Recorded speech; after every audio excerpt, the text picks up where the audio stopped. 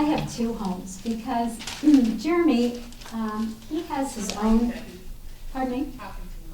Jeremy has his own home. So when we were moving in 2008 from Lyndhurst to Solon. I guess it was 2006. And in the meantime, we were looking for a home for Jeremy to live in, and we ended up leaving him in our family home and moving on to Solon. And so he's got roommates. Under Jeannie's grant that she spoke of, she helped us see what it took to develop this home. So he's got 3 roommates currently. They've lived there for 9 years.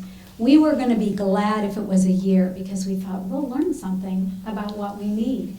And it's turned out to be a really great situation for all of them. We have our glitches. I mean, I'm not going to kid you that there aren't glitches. There are. But overall, they've developed a lot of independent skills. Their needs are met using technology. They use level 1 waivers, so they have level 1 waiver providers. They are on their own at night.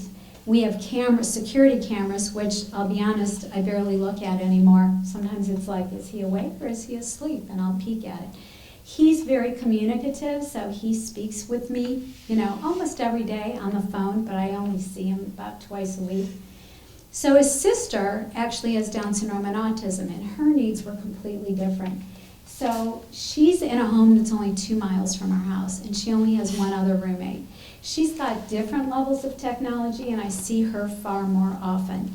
She, though, at our house was always the princess. She sat and everybody gave her food, and people did her laundry, and when it was her turn to set the table, she would put out a glass for herself because she was the most important person in her world.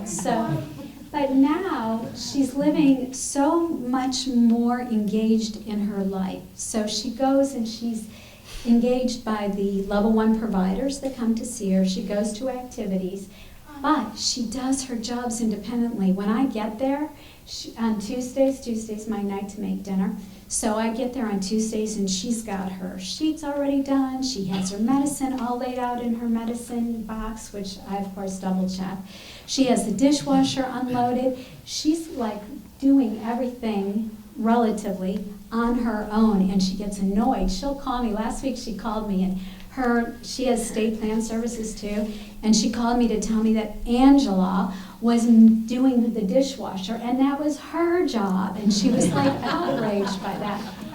When she comes to my house now on Sundays, she still sits like the princess. She still waits for people to wait on her. But in her own home, there is a sense of pride and ownership. And for me, the fact that she's engaged. Normally, she sits at my house on the iPad endlessly, unless I'm taking her to activities.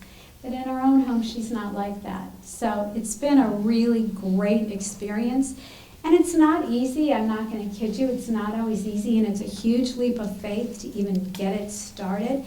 But if you don't take that leap of faith, you don't know. You don't know how it's going to work. And I've always set up both kids with the idea that I hope that it works, I know they'll be safe, and if it doesn't work, they'll come home and we'll figure out something else. But you don't know until you try. Anyway, the rest of this afternoon is going to be in the other room. The tables are set up. I'm going to ask the speakers to go man their tables. And then you have the opportunity to go talk to people and ask questions. And thank you so much for being here. And don't forget to fill out the evaluations in your folders, because for us to continue doing these kinds of things, we need to get the feedback of what we need to improve and what we're not. So thank you.